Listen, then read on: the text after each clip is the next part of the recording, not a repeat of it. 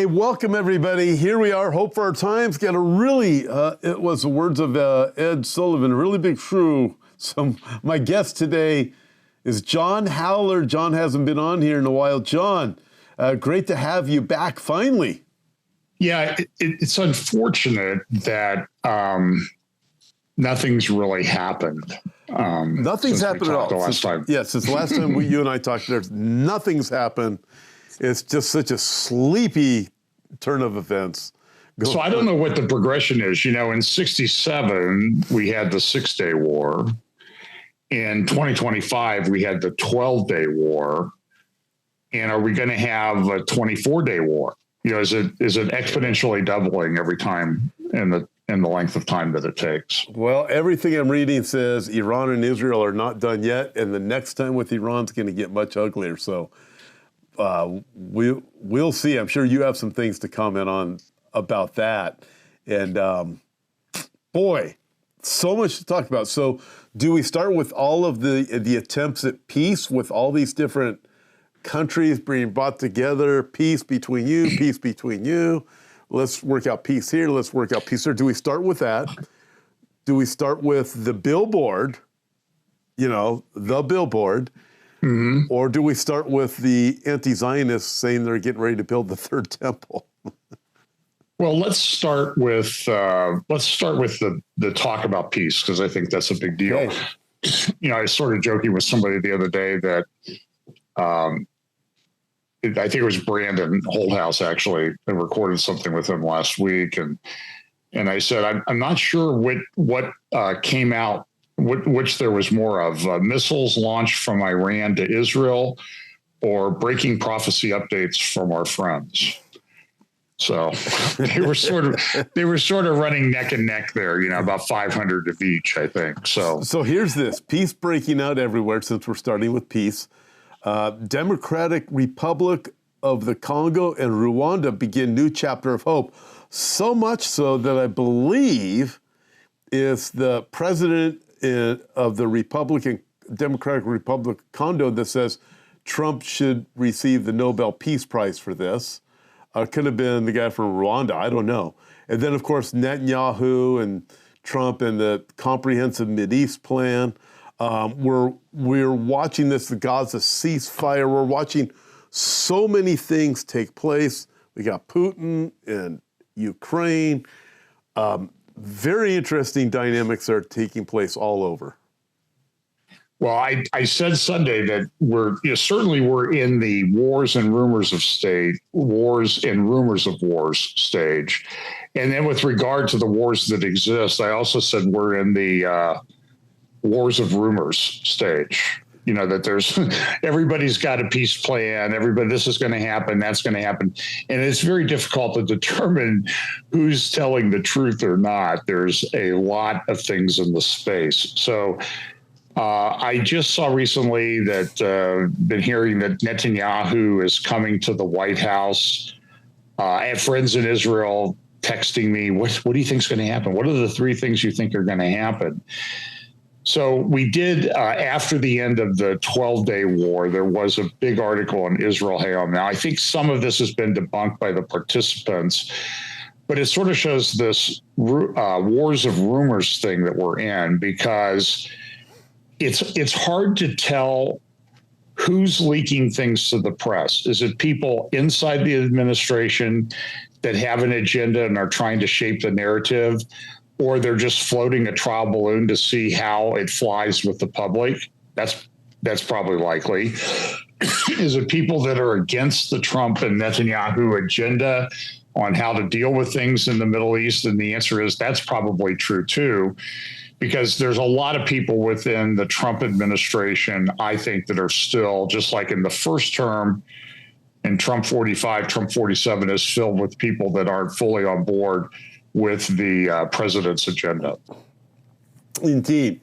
So we're going to come back to Trump in a minute and Gaza and all this peace, but you sent me an article regarding the PA with Mahmoud Abbas. Is the Palestinian Authority on the brink of collapse while we hear the Trump administration saying, hey, we're going to start working with the PA. Israel is saying, hey, we still have a huge problem even with the PA. Do we have any sovereignty in Judea and Samaria? And, well, your sovereignty is going to be limited. I mean, John, you know this well. You remove, let's say Gaza's dealt with, and Hezbollah and the Houthis, let's say all that's done. You still have this problem with, as far as I can see, you still have a problem with the PA, and you have problems within Judea and Samaria, although I hear that the IDF is dealing with the problems within Judea and Samaria. But what do you know about there, Hebron and Shechem? Yeah, but it's still a problem, Tom. The article you're referring to was one, there was a big long post on X about it, and then linked to an article by CAMERA, the Committee for Accuracy in Middle East Reporting. My friend Dexter Van Zyl used to be there, and they do a great job analyzing Middle East news and that type of thing for accuracy. And so they did report that Israel still has a big problem with the areas of Judea and Samaria, often called by the mainstream media and others who are ignorant of the real facts, they call it the West Bank. It's interesting, this is such a problem.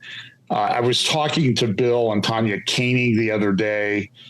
Tanya had written a great article about the fact that she and Bill got to go to Joseph's tomb in Shechem or Shem.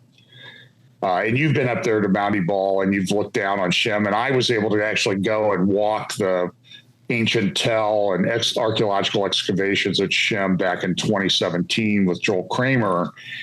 But when Bill and Claudia went into Shechem, Nablus, they had to go in under an armed IDF guard. I mean, they went in armed, like troop carriers, armored buses, bulletproof windows. Everybody on the streets that they drove in on had to shut their windows and pull their blinds. She said the IDF guys had rifles and laser sights and that type of thing. And they went to Joseph's tomb. And it's something that they really only do that about once a year. And it's right there next to the ancient Tell at Shem. And it's always been one of my favorite Bible stories because, Genesis concludes with, or maybe it's early part of Exodus, and Joseph died and they put his body in a coffin in Egypt. And then, then you see them taking the coffin with them, and they're dragging poor Joseph all over the wilderness for 40 years.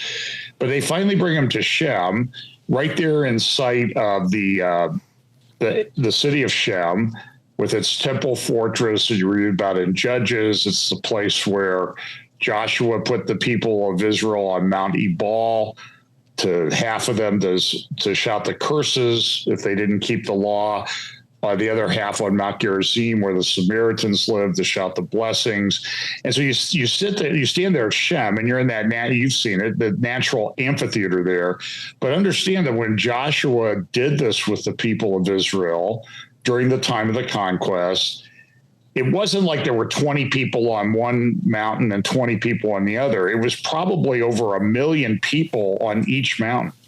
And imagine what these people felt. And then right there is the tomb of, they're put Joseph in his tomb there in Shem. Jacob's well is there. Abraham bought land there.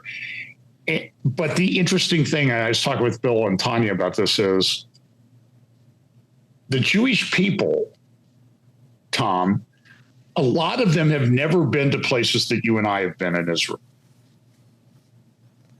Right. True Jews. Yeah, I've talked to them all the time, and even believing Jews haven't been to many of these places. But I suppose it's like me. Somebody will say, hey, I'm coming to California. What's so-and-so like? I go, I don't know. I've never been there. I mean, they've seen it on a... So I'm thinking it's probably something like that. Like if I'm going to go to Ohio, I'm going to want to go to the Hall of Fame. There's certain things I'd want to do, right? And talk to a lot of people from Ohio. They'd probably say, I don't know. I've never been there. So I actually grew up in Canton, Ohio, till I was 15. I remember when they built the Hall of Fame. And I never went to the Hall of Fame until we moved to Pennsylvania, and I came back for a visit. See, there you go. That's a perfect thing. But it is so true with many Israeli Jews, believing Jews and non-believing Jews. You even within the city. So check this out, John. You're going to love this. One of the tours I was leading, it was a really large tour. It was several years ago. I won't do a tour that large anymore because you start having too many challenges like this. I have a tour guide leading one of the buses, and I'm talking to him. And this is what he says to me. A tour guide grew up in Israel, goes through school.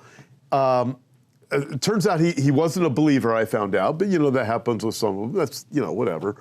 But he tells me, we're going to the Temple Mount today? I said, yeah, we're going to Temple Mount. He goes, wow, I've never been there before. And then he says this. He goes, I've only been to Jerusalem once, once before this tour. That's like, and you're a tour guide. How's that happen? It's amazing.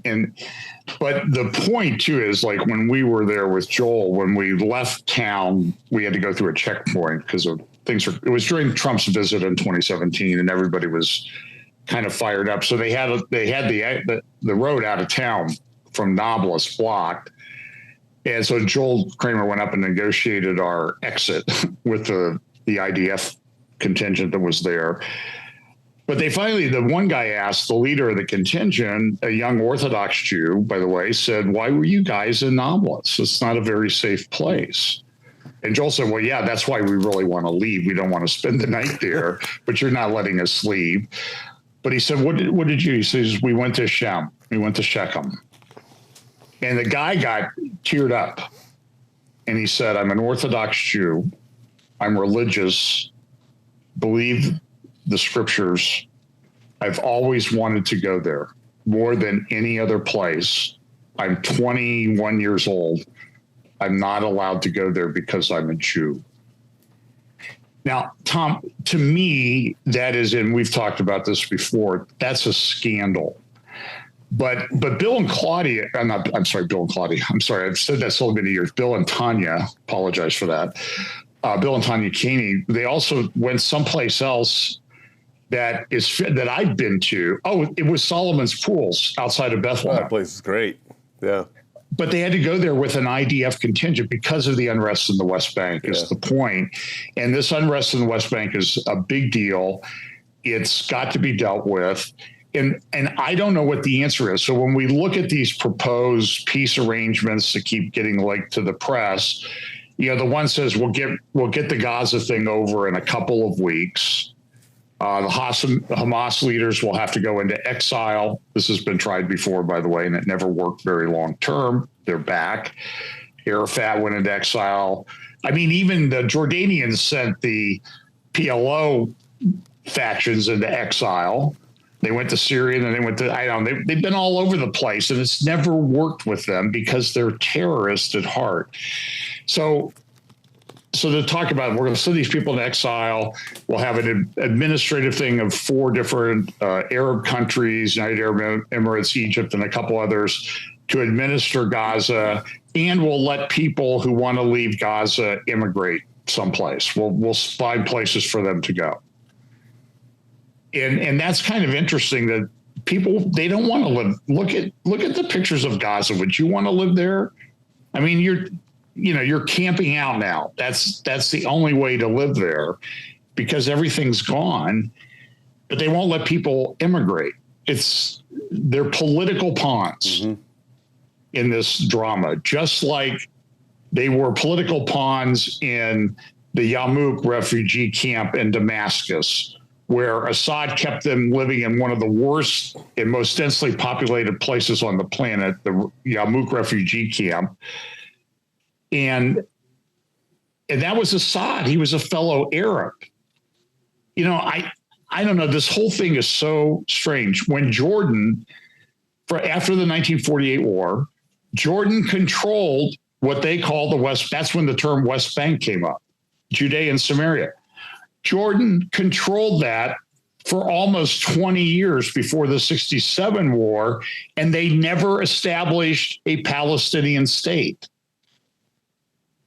What is up with that? Yeah, imagine that. Everything is insane over there. It just doesn't make any sense.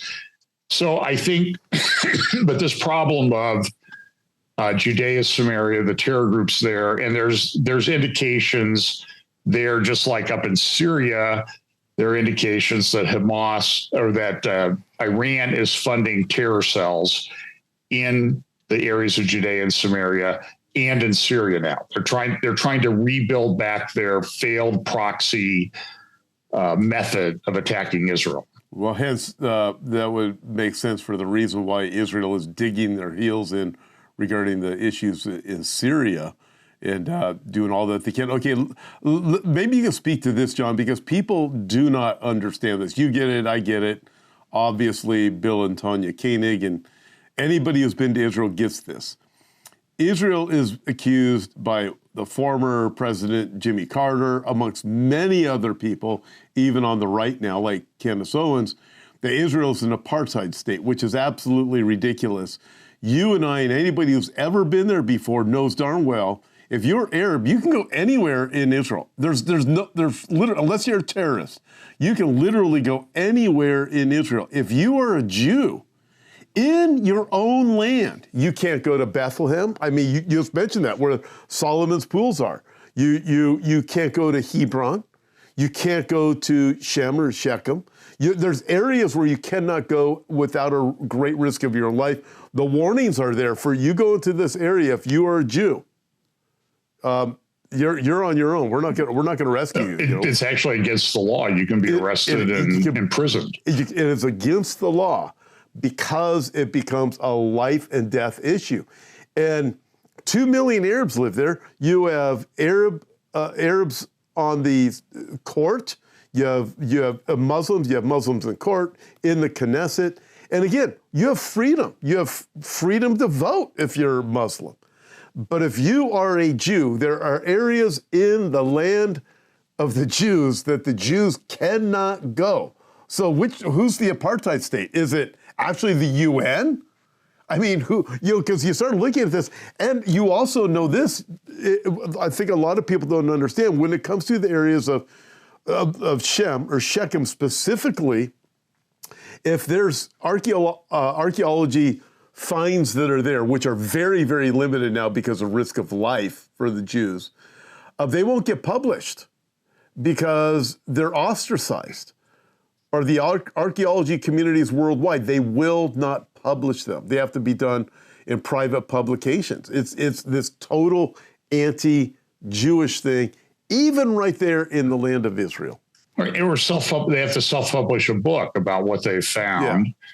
And they can't get into the journals. And, I took an archaeology class in college 51 years ago. I love the class. My professor, he was worked in the library at Grace College. And every summer he would go do archaeological digs in Israel. And then he'd take a sabbatical and do a full year dig.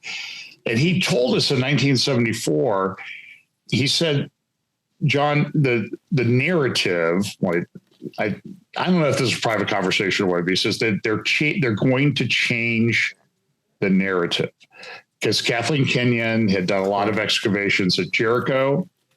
And I've been there with Joel Kramer. I've seen where he dug. He showed me where he found things.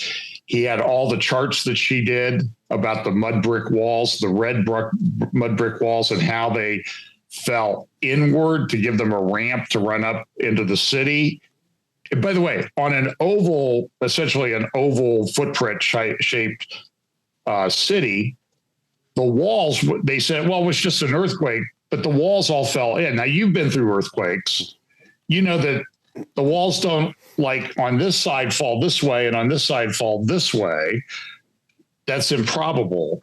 But my professor told me, he said, they will change the narrative. And so that when I went on my first tour to Israel, first 2 tours to Israel, we did not even go there. We stopped at the cafe next door. Mm-hmm. So here you are, and you've seen this too. Pam and I went there with Joel, and we watched over 200 buses come through that cafe while we were there, eating lunch, going to the shop. 100 yards away, they're in the middle of the ancient city of Jericho, which proves the Bible. And only one group of 10 people went out there other than Pam and I and Joel. Mm-hmm. Now, why is that? This narrative has become so strong. And Kathleen Kenyon, in my opinion, she was co-opted and literally psychotic in the way that she changed the narrative to something else. And this happens all the time. I don't know if I should tell this story. So Joel said he was excavating there with the Italians and he found pottery. And Joel knows pottery like you walk through this field of rocks and he said, oh, look, there's a pottery handle from the late Bronze period. He's like a savant. And he found some pottery and he took it to a professor in the old city he's like the world expert on late Bronze Age pottery, which was the time of the conquest. This guy is like a walking encyclopedia. And Joel goes, what period does that pottery come from? And Joel goes, the guy goes, tell me where you found it. He goes, no, you tell me what it is, because it's obvious. No, you tell me where you found it. So I got him at Jericho he goes, well, then it's late bronze, but don't quote me because I'll get in trouble. Oh, totally. It's like Kathleen Kenyon, I believe, was complicit. She's also the one that relocated David's tomb up to the area by the Zion Gate.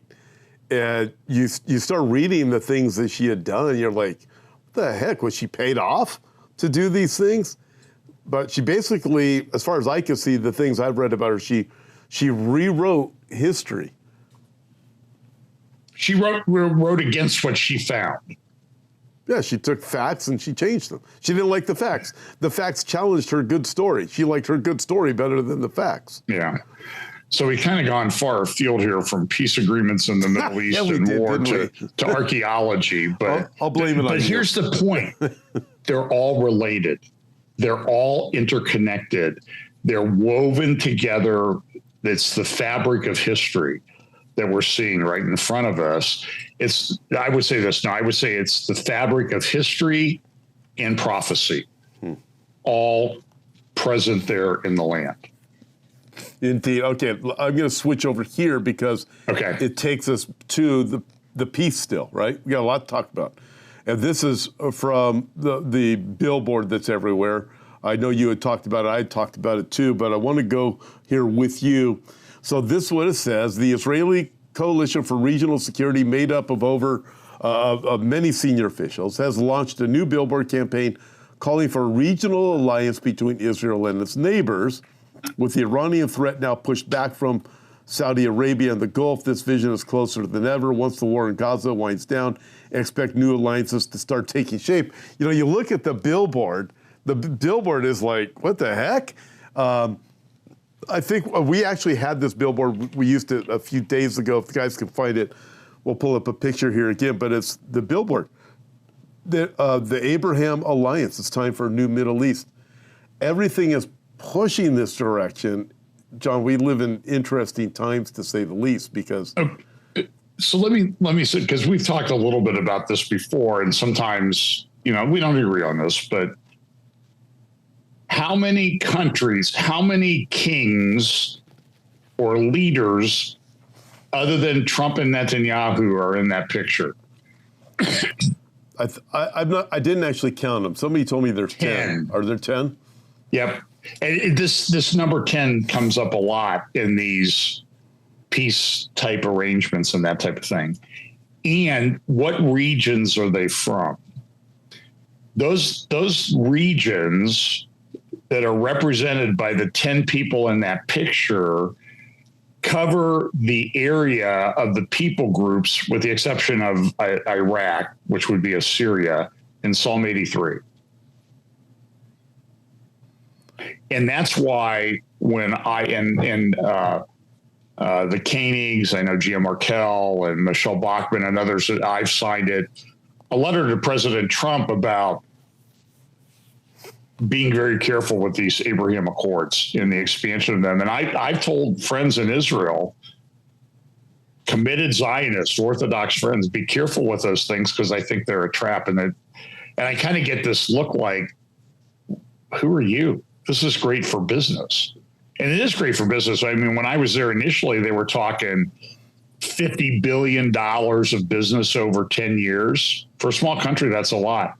Now they're talking in terms of $1 trillion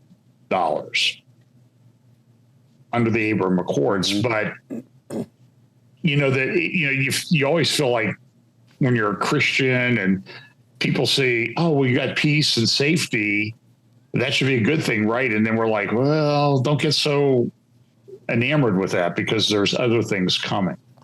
It's interesting. Peter Thiel, he's mentioned it a few times.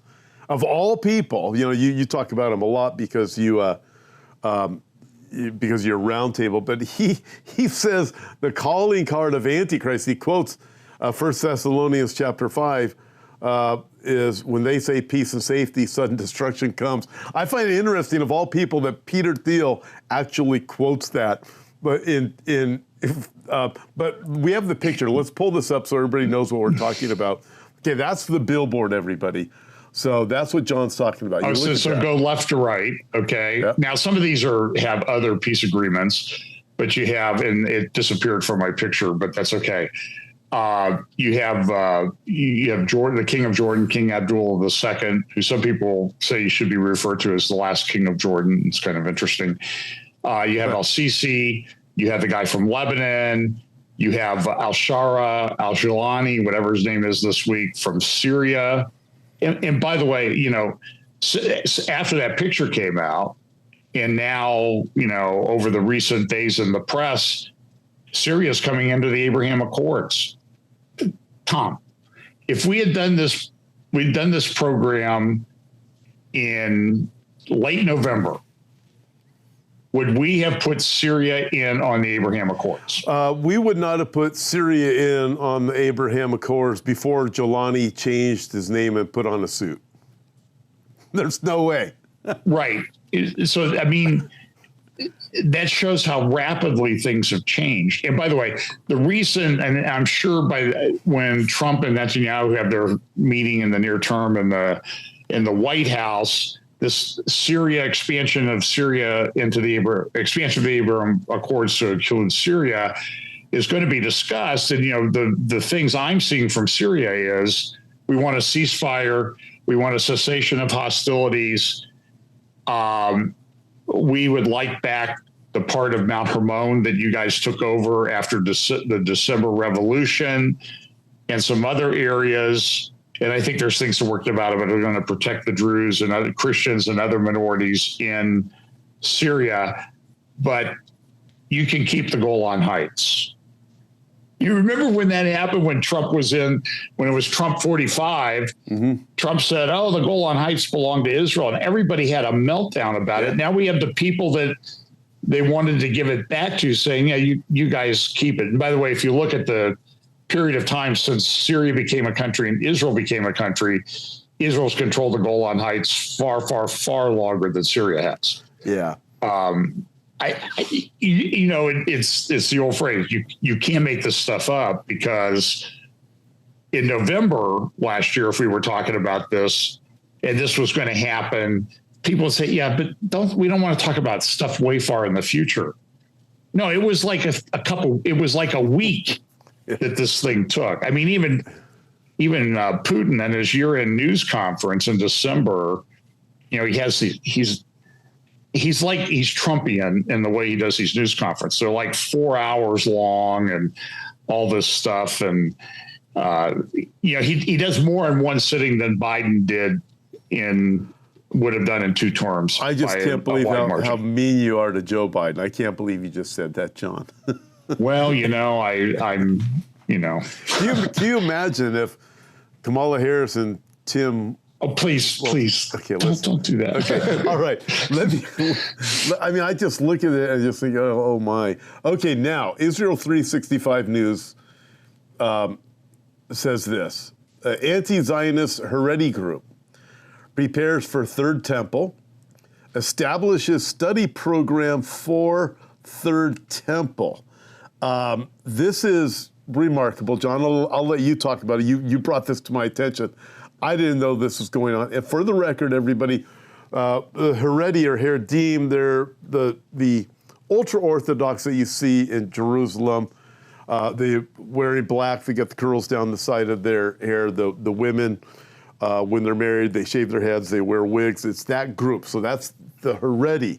So let's go here first. Now, some of those are in the coalition, the government coalition with Netanyahu. Yes, there's many different sects in Judaism. Right. There's some. This particular one is an anti-Zionist group. Let's be honest. They're lunatics. They don't like Israel. They march all the time against Israel. They're always appearing at these marches in Tehran and other places, marching against Israel. They marched in New York City. Did you see that? Against Israel? I know. They're crazy. Yeah. I mean, so they're not like the Lubavitchers who are, mostly pro-Israel. They're not like those Zionist Orthodox groups that we have friends in those groups. But so these guys are like anti-Israel, and they believe that only the reason why this Israel is not legitimate is because Messiah did not set it up. So they're messianic, but now they're setting up training schools within their sect to train priests for the coming temple. And so it's very interesting when I get sent these articles these days. A lot of times these will be people, and maybe we need to start the Tom Hughes, John Haller tip jar, that every time somebody says this, they got to throw a 20 in. Like, I never thought I would see this happen while I was alive. No kidding. We could establish an arm, a continual tour of Israel. Just come and join us someday. We'll go someplace, because we all say this all the time in the Bible prophecy community. I did a roundtable with Kurt Reed and a bunch of guys, J.B. Hickson, Lee Brainerd. I think L.A. Marzulli was on there. And, the common theme was, I didn't think I'd ever see this happen. And so I always say, is people ask me, what's going to happen before the Lord returns? And I said, well, at least everything you've seen so far. And then some. And so because we live at this, it's an incredible time to be alive. It's exciting, and it can be stressful. And so somebody sent me this article about the anti-Zionist, Messianic, Orthodox Jews setting up training for priests in the temple. So just with the comment, I didn't think I'd ever live to see this happen. For clarity, you said anti-Zionist, Heredi, Messianic. So you don't mean Messianic in the sense of Jewish believers in Yeshua. No, there's a very heavy component within Orthodox Judaism of the different stripes to look for the Messiah, what they think is the coming Messiah. Not looking for Yeshua. So in that sense, they're Messianic. I mean, when I went to Israel the first time, big sign, 1995, 30 years ago, big sign hanging over the building. You turn your back to the western wall of the temple, and you looked at the Jewish quarter, and there's a big sign there that said, it was in Hebrew, but it translated was, prepare for the coming of Messiah. Now, that was Lubavitchers who thought that Menachem Schneerson was probably the Messiah. And I think he died a few years before that. And people used to man his grave because they thought he was going to be resurrected. Man, and his picture's all over Israel still. It's everywhere. Okay, now I want to read this opening paragraph because it really helps people to understand what's going on here. It says this, and this is by Adam Berkowitz. Is that right? Who wrote it? Yes. Who wrote this? Yeah, Israel 365. Okay. He wrote this opening paragraph, in a remarkable development that highlights the complex relationship between religious belief and political ideology within Orthodox Judaism. The Todos Aron Hasidic movement has established a specialized study program for Jewish priests, Kohanim, to prepare for temple service despite the group's well-known anti-Zionist stance. I mean, the whole thing. We know the Temple Institute has been preparing things and training priests, but this isn't a group associated with the Temple Institute. It's just so bizarre. I look at this, it leaves me scratching my head. No, and you see, I see Orthodox Jewish friends of mine posting videos like, look at this guy in Texas who's a pastor who's pro-Israel, and he's saying this, and I'm like, yeah, there are millions of us that believe that, despite what Tucker, we should give him the correct name. It's Irandus Owens and Tucker Catarlson. Catarlson, that's great. Catarlson, yeah. And there's this debate. So, and Tucker had on Ted Cruz and kind of raked him over the coals for his Zionist views, and maybe Ted Cruz didn't do the best job defending it. But you know what? I think a good explanation is it's just something that's so much a part of his walk with the Lord and his view of the whole Bible from beginning to end, including eschatology, that he holds these views. So, this is a big debate in the world. I mean, you see the fights going on, and I can't believe you believe that. They're committing genocide, and no, they're not. It doesn't fit the definition of genocide on any level if you're honest about it. If you're honest. But I don't see how a lot of the things that we see in eschatology, being futurist, how do they come about without an Israel in the land populated by Jews? By the way, there's just a big DNA study about Jews, and it's saying all this stuff about Khazars and all this stuff, not true. It was just published recently. Yeah, I sent it to Olivier. And that stuff would just get buried too, because it destroys their narrative against the Jews that are in Israel. By the way, and this is so simple, why do, if those aren't Jews that are actually in Israel, then why do 2 billion Muslims think they are and want to kill them? It's like they right. recognize who they are. And why is it, if they're not really Jews, why can't those people relocate out of Israel and come live in a hometown near you? Because deep down inside, you really know they're Jews and you don't want them in your town. I mean, the whole arguments are so ridiculous that these aren't Jews. Right. Okay. Well, that kind of leads to the next article we were sharing was everybody has an eschatology. It may be a good eschatology or a bad eschatology, but recently in the Daily Sabah, which is a major English language newspaper of the Turkish regime of Erdogan, who, by the way, has a very robust eschatology, the leader of Turkey. Yeah, he's just not our eschatology, but no, I mean, but he believes it, yeah. and it's interesting. There's, we always want to divide Sunni and Shia into these different camps, and the Shia, but the Sunnis have an eschatology too. The Shias believe they can cause the chaos to bring about the end. The Sunnis believe that the end is coming soon.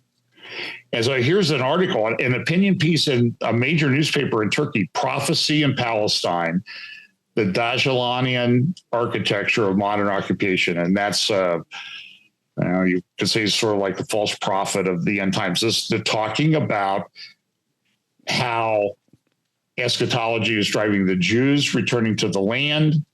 It's driving us opposing it. The Zionist, what they call the Zionist expansionist ideology. And what it's showing is that this conflict that we read about in Daniel, Ezekiel, Isaiah, Revelation is really on the cusp of heating up big time. Oh, it is. I don't think people really understand exactly where all of this is going. Which leads me to another question for you. what signs should people that follow people like us, right, studying biblical eschatology, not that of Erdogan or that of the Ayatollah or something, but what signs should people like us watch for that indicate further escalation of talk of peace? Well, what signs or the Times? I mean, you should just pick up the Times of London, the Times of Israel, the Times, the New York Times, because they're talking about it. I mean, one thing that I look at, Tom, is like in all this world, it's when the secular people start using the language from our eschatology. Like you mentioned Peter Thiel earlier. I mean, 6 months ago, he did a two-part interview with the Hoover Institution. He went to Stanford undergrad and Stanford Law. He's a tech billionaire, technocrat, and everything. But he spent a lot of time in those interviews. Go look them up. They're on YouTube. Read the transcripts. He spent a lot of time talking about the Antichrist and Armageddon and fitting it in with the tech thing. I'll restate what Yuval Harari said 10 years ago when he went to Google headquarters to speak. Nobody knew who he was then. You can find the interview there. At the beginning of the talk that he gave, he said, I always like coming to Silicon Valley, because there's a lot of great things happening here. I see my friends. He said, but I like coming to Silicon Valley because it is here that, this is exactly what he said, the religions that will control humanity in the 21st century are being created. Yep. Now, we sort of, I think sometimes, we talk about this stuff so much that when something like accelerates it, ramps it up even further, we have trouble processing it. So 10 years later, we can sit here and we can look at what Yuval Harari said and has said many times over the last 10 years and what the tech guys are doing and the things we talked about on the roundtable. And it's certainly, I think we talked about the Scott Townsend, Patrick Wood, Britt Gillette, David Bowen joined us this time. This seems so clear to us now to be the beast system that's coming together. There's not the beast yet, it's not identified, but the system, the technological system that he's going to use seems to be more apparent all the time. And there's a huge religious component to it. And this is a very difficult thing for all of us to navigate because, look, let's be honest. A lot of us thought we're long gone before any of this happens. Well, guess what? It's here. And there was an article recently in a publication called Futurism that talked about AI, people getting into conversations with AI bots. They're literally losing their minds. They're being committed. They're having psychotic episodes because of their interactions with this technology.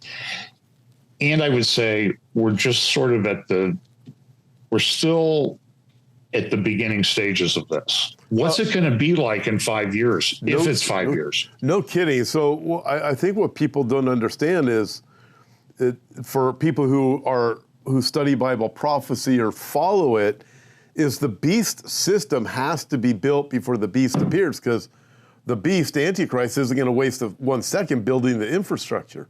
So we are experiencing the infrastructure being built. And remember, there still has to be these 10 kings before there can be an Antichrist, according to Daniel 7 and Revelation chapter 17. So if we understand it with that perspective, then it starts to make sense why we are watching things happen. I find it very interesting with Peter Thiel or Thiel, whatever his name is. He brings in biblical end times prophecies into his conversation. And I find it so fascinating because he strikes me as such a anti-Christian kind of person. yet there's something that's planted in there that leads him to believe it's going to go this way because this is what the Bible says. I don't know where he got that from. Well, he claims to be a Christian, but he has some non-Christian thoughts and lifestyle, and I believe. Yes, he does, and lifestyle is correct. So it's very fascinating, John. As we look at things, if we were to go back to Israel, how should Christians respond to the rising tensions and growing hostility towards Jews and Israel?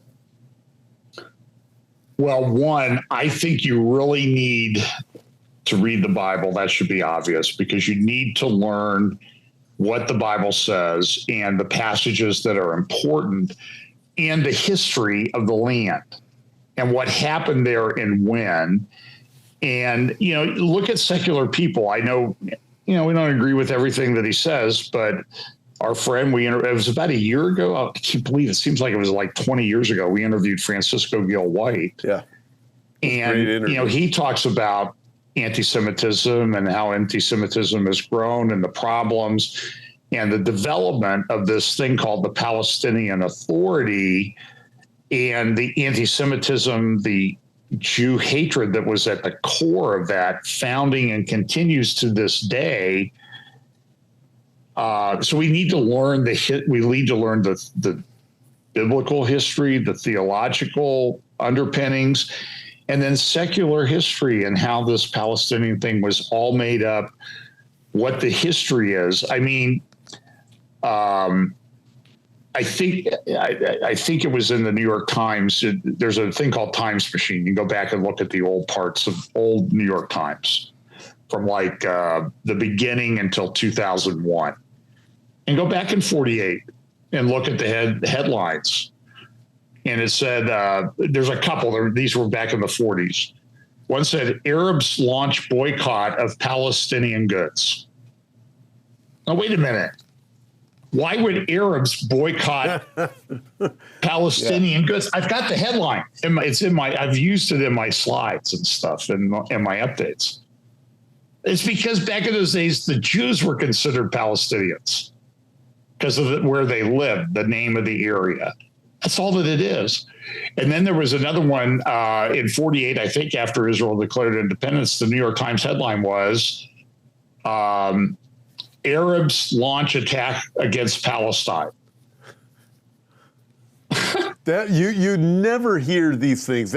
This whole thing was hijacked by if I remember right, it wasn't the KGB involved. It was a KGB operation to create unrest. And then you bring in Yasser Arafat. You have all of these other dynamics, and now you've erased it. You've completely rewritten the facts of history because the facts are inconvenient for what they want to do. Yep. It's funny how that works. Let's eliminate the facts. All right. Last question for you.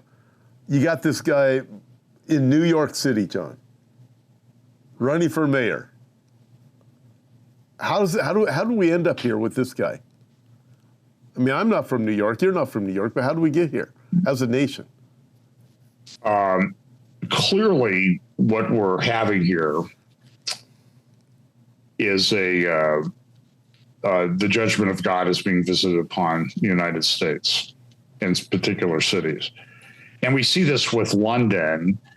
And there's a recent interview that Melanie Phillips did with Glenn Beck.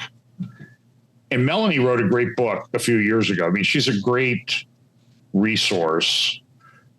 I think she lives part of the time in London, part of the time in Jerusalem. And, it's one of these things now. I think she may move to Jerusalem full time because it's safer for her as a Jew than London. Yeah. Well, wait a minute. London? And I've said this many times. We were there 7 years ago. In our hotel, 4 blocks from Hyde Park, 6 blocks from Buckingham Palace, maybe 6 blocks, had 50 TV channels. 10 of them were Arabic. I saw more burqas in central London walking around than I did in Nablus. 7 years ago. 7 years ago. Wow. It was shocking. And the problem is, these are not, I mean, they're different stripes of Muslims, okay?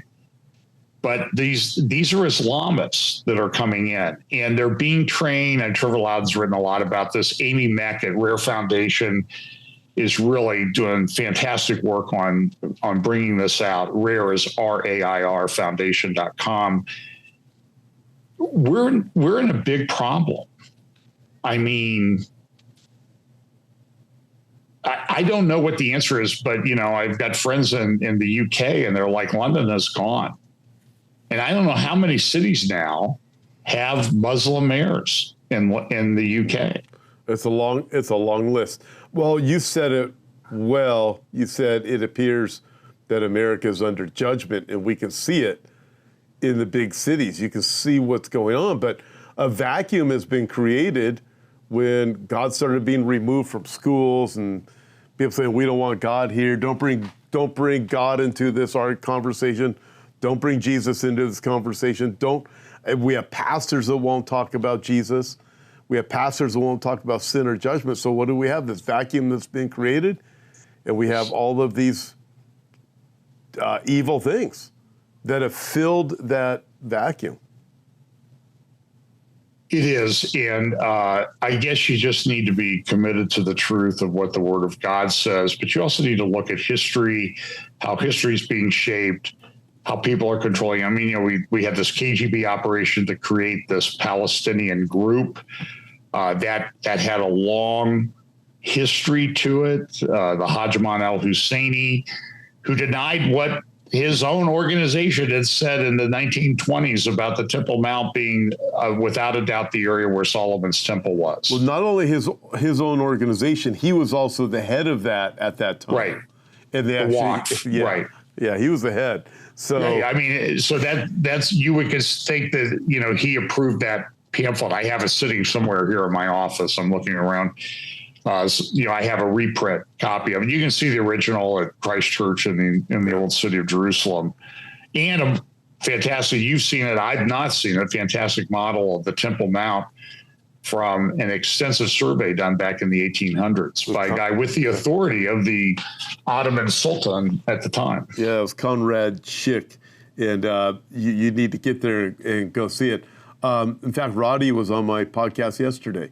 So we were talking about some of we got into those two things a couple times in the past, got into some other things this time. But John, so people want to connect with you.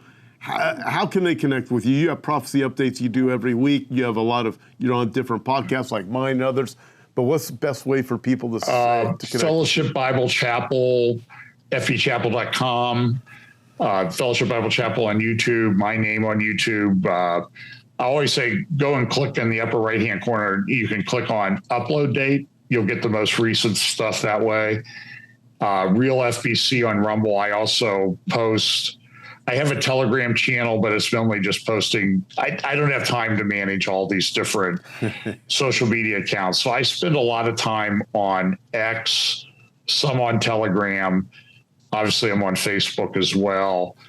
And then, like you, I'll hopefully be leading a tour to Israel in October. We still have some space, and we've extended the time because of some of the things going on over there. But it should be good. I mean, I hope we want to we're sort of trying to do, we're not really publicizing what we want to do on what we call the Holy Land